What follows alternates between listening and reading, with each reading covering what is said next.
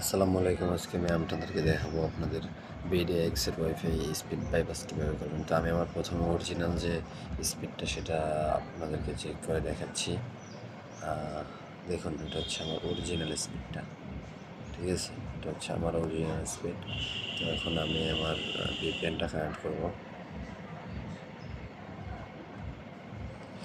এটা সেই একটা বিডিএক্স ভিপিএন, এটা অনেক ফাস্ট, এটার স্পিড অল টাইম হাই। পুরা আপনার ওয়াইফাই আইএসপি আপনাকে যা দিবে 100 Mbps,